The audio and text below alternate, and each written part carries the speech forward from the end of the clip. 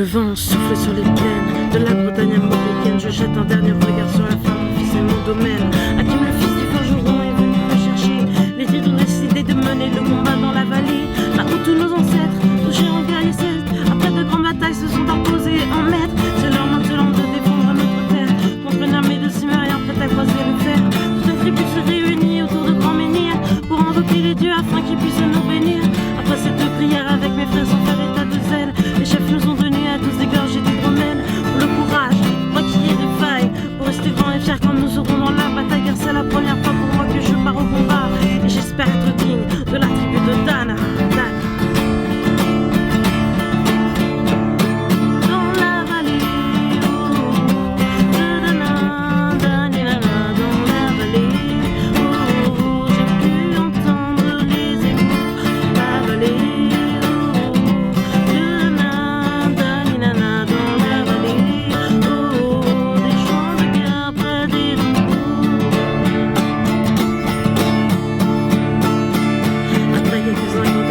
De magie, toute la tribu le glaive en main courait vers l'ennemi.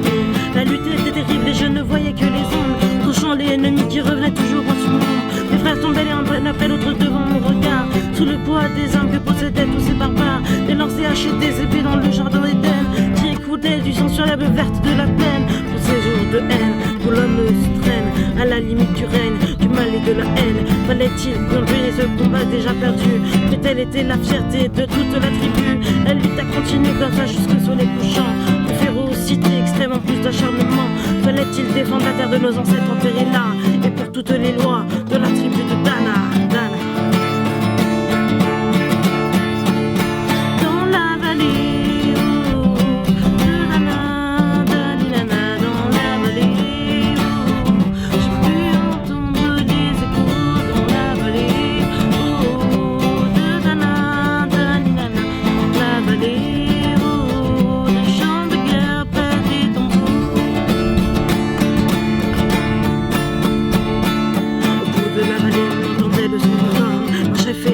Rappelait toute sa horde. Avait-il compris qu'on le tuerait même en enfer, et qu'à la tribu de Dana appartenaient ces terres? Les guerriers partaient, je ne comprenais pas tout le chemin qu'ils avaient fait pour en arriver là. Quand mon regard se posa tout autour de moi, j'étais le seul debout de la tribu, voilà pourquoi les toiles se sont écartées tout en lâchant mes armes, et le long de mes joues se sont mis à couler des larmes. Je n'ai jamais compris pourquoi les dieux seront épargnés de ce jour noir de nos histoires que j'ai contées. Le vent souffle toujours sur la Bretagne armoricaine, et j'ai rejoint